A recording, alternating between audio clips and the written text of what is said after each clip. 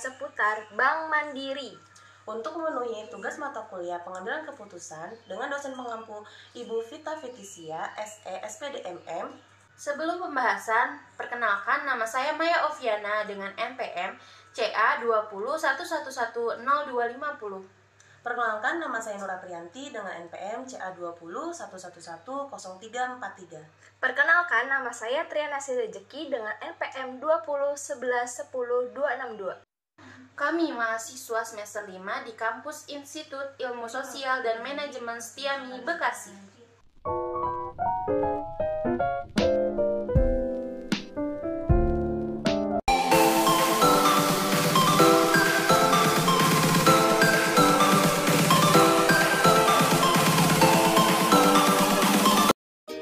Apa itu Bank Mandiri? Bank Mandiri adalah bank yang sangat terkenal di kalangan masyarakat saat ini.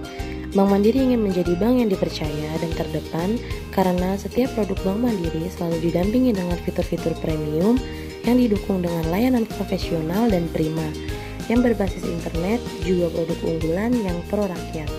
Dalam memberikan kemudahan transaksi banking, memajukan usaha masyarakat, merencanakan masa depan, serta dapat memenuhi apapun keinginan Anda dalam urusan banking.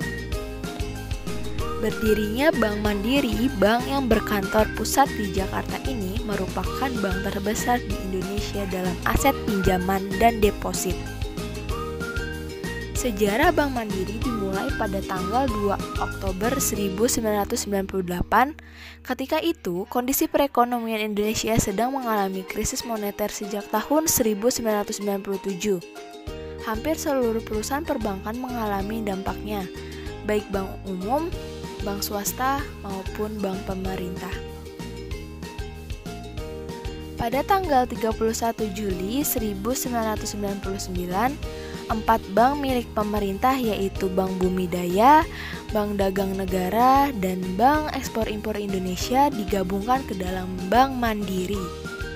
Keempat bank tersebut sebelumnya memiliki sejarah yang cukup panjang dan berturut membentuk riwayat perbankan di Indonesia. Meskipun ketika bergabung keempat bank tersebut membawa total kerugian sebesar 124 triliun rupiah. Setelah merger Bank Mandiri kemudian melalui proses konsolidasi, diantaranya menutup 194 cabang yang berdekatan antara satu dengan yang lainnya, serta mengurangi jumlah karyawan hingga mencapai 8.980 orang. Bank Mandiri juga mewarisi 9 core banking system berbeda dari 4 bank yang digabung bersama. Setelah berinvestasi untuk melakukan konsolidasi awal dari sistem yang berbeda, Bank Mandiri selanjutnya melakukan program pergantian platform yang berjalan selama 3 tahun dengan investasi. Bank Mandiri selanjutnya melakukan program pergantian platform yang berjalan selama 3 tahun dengan investasi sebesar $270. Program pergantian tersebut difokuskan untuk kegiatan consumer banking dan meningkatkan kemampuan penetrasi di segmen retail perbankan selama masa transisi antara tahun 1999 sampai 2001. Bank Mandiri menggunakan program sistem Bank Eksim.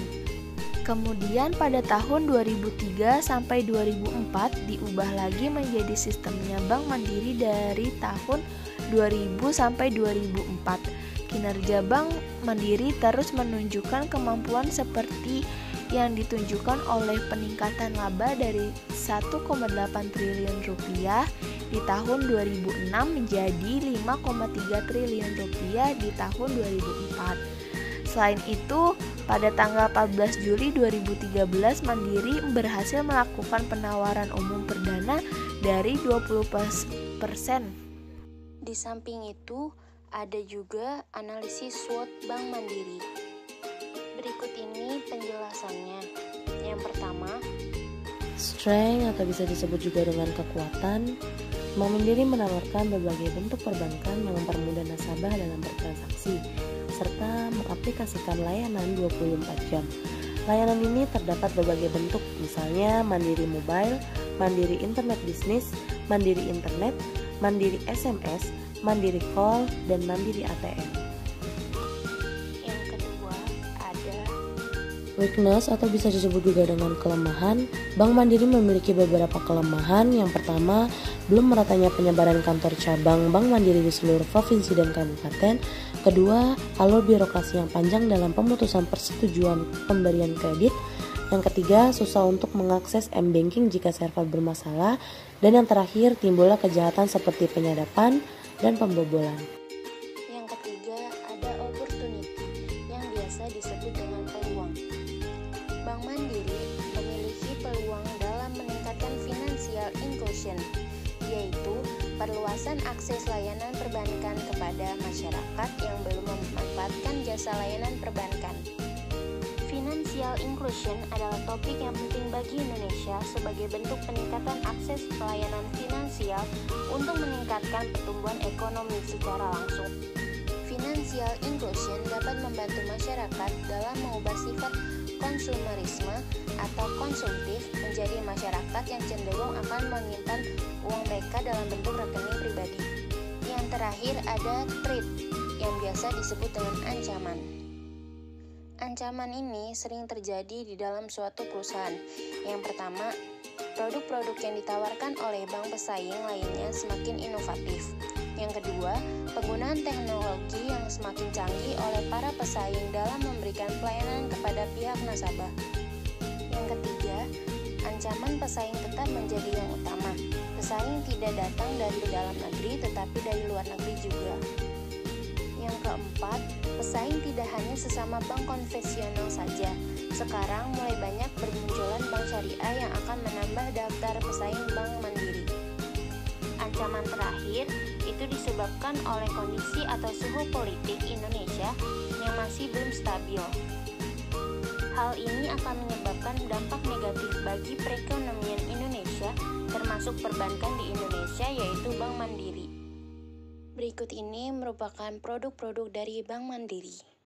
Sekian video pembahasan dari kelompok kami. Bila ada kesalahan, selebihnya mohon maaf.